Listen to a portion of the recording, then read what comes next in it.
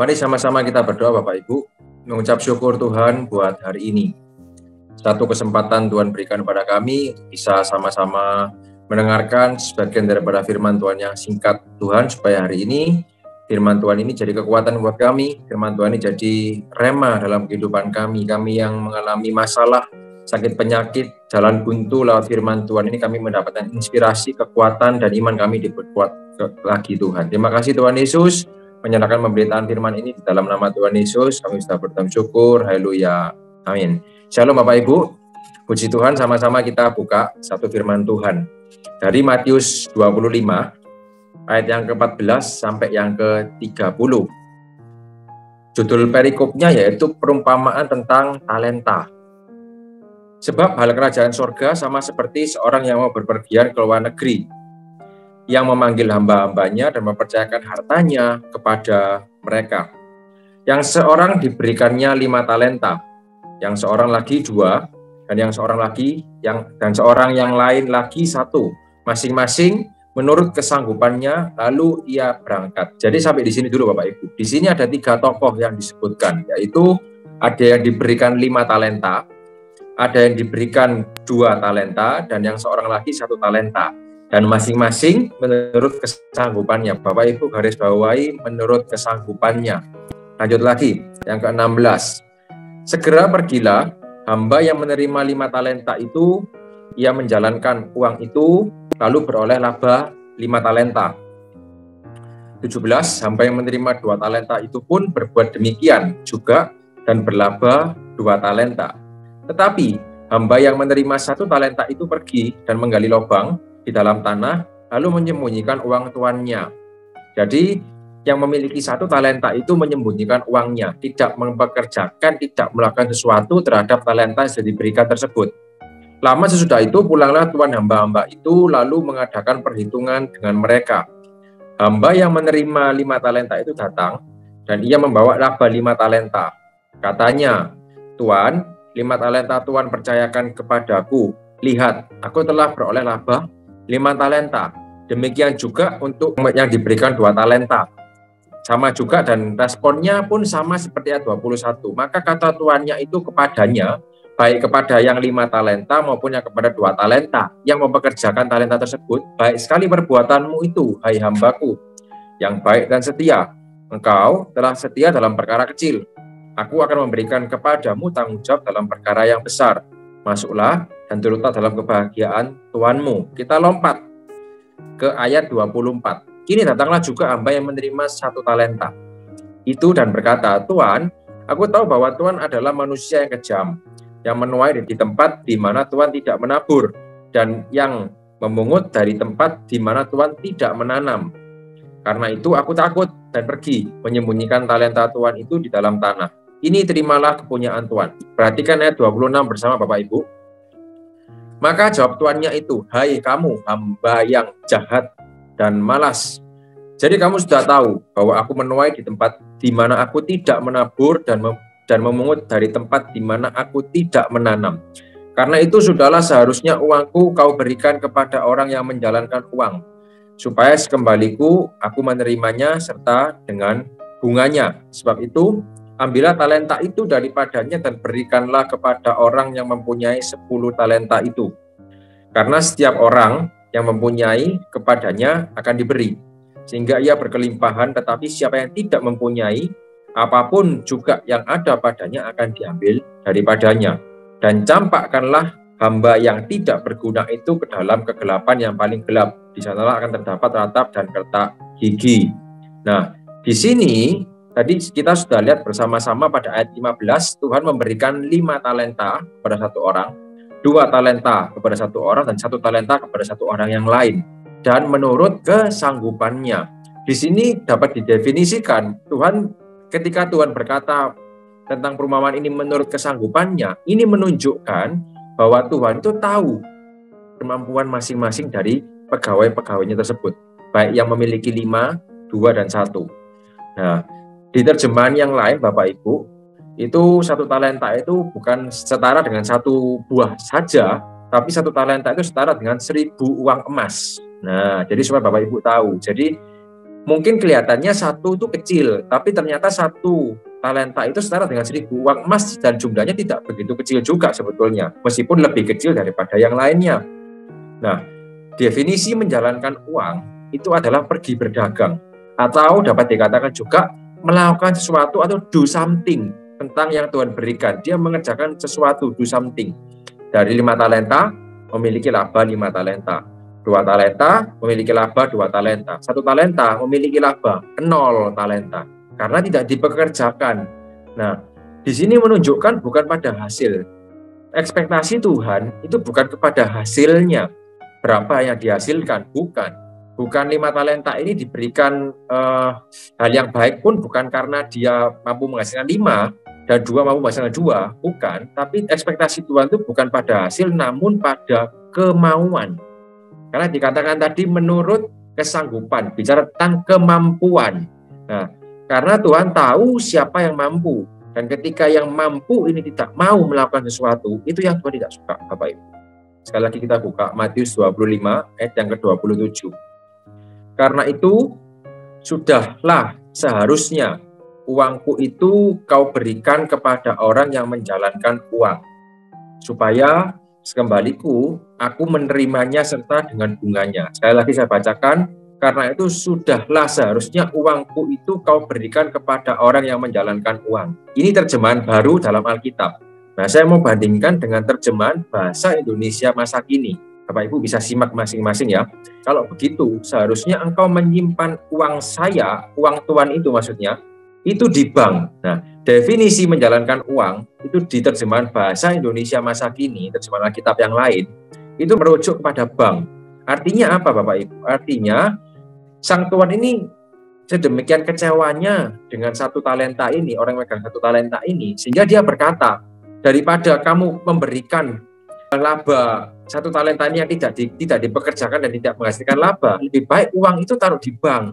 Karena di bank itu bisa menghasilkan bunga, baik itu dilakukan deposito dan lain sebagainya. Setidaknya tidak menghasilkan 0 talenta. Jadi ada sesuatu yang dipekerjakan.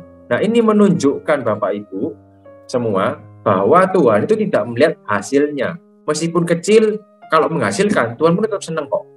Kenapa? Karena yang jadi masalah hari ini, itu banyak orang tidak mau melakukan aktivitas. Tuhan itu tahu kita mampu, tapi tidak semua orang itu mau untuk terlibat. Nah, ini masalahnya Bapak Ibu. Oleh karena itu saya beri judul tema hari ini kemampuan versus kemauan Bapak Ibu.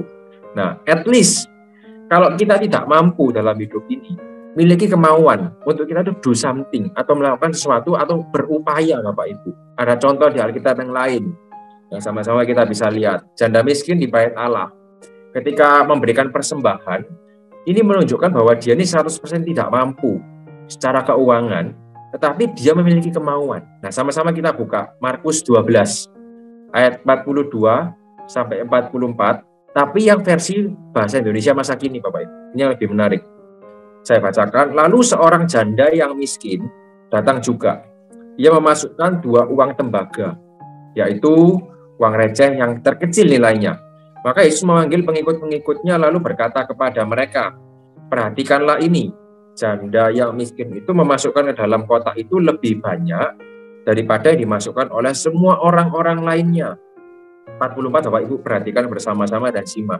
Sebab mereka semua memberi dari kelebihan hartanya.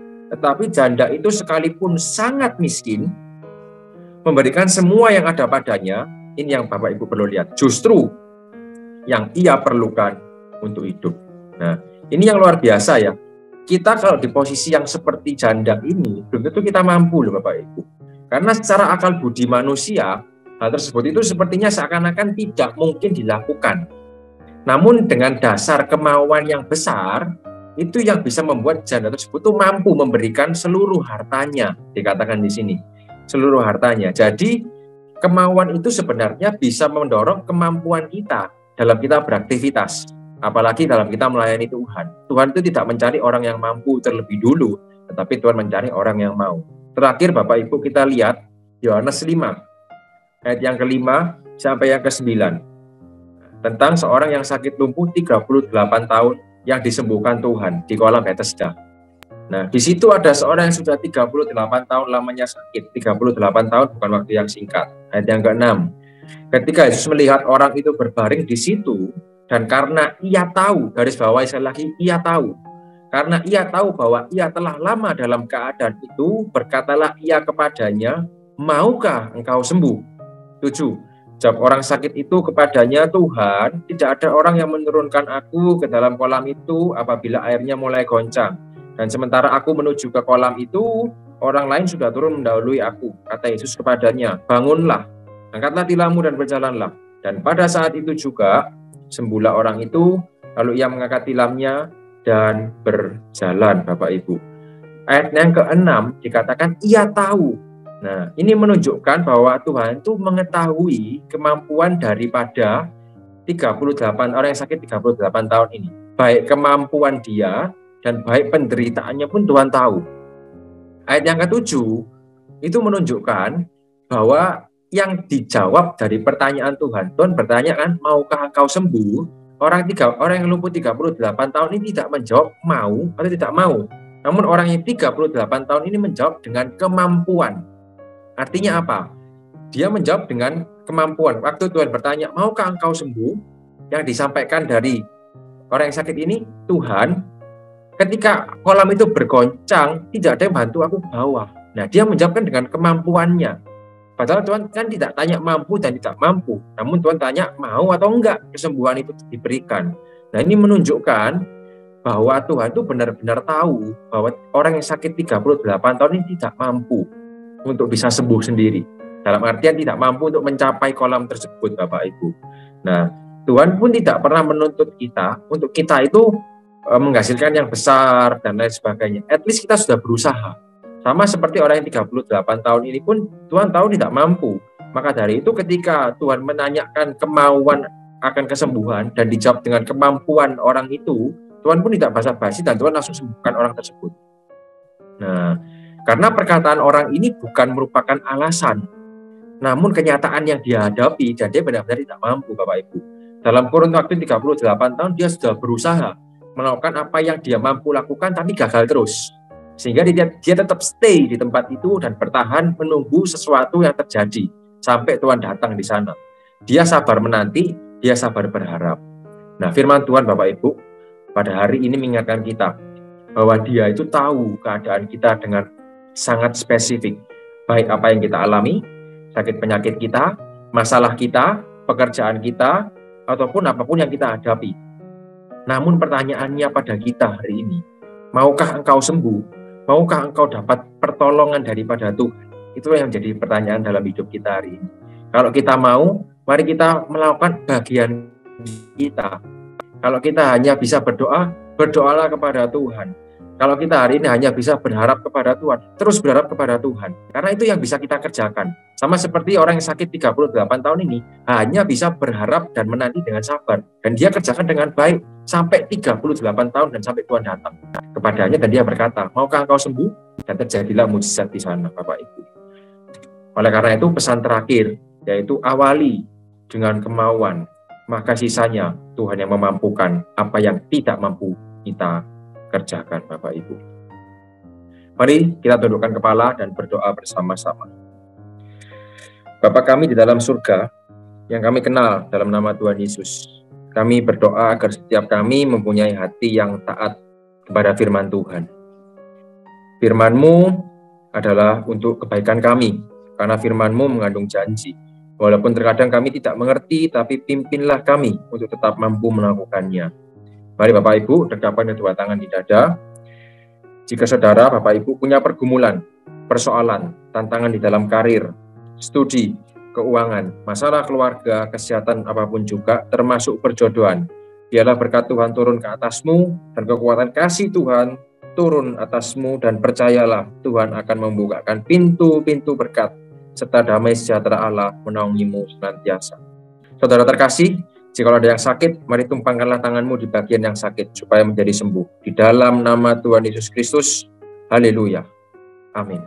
Jika saudara atau Bapak Ibu masih membutuhkan pelayanan, doa, dan konseling, silakan menghubungi nomor yang tertera di bawah ini. Tuhan Yesus memberkati.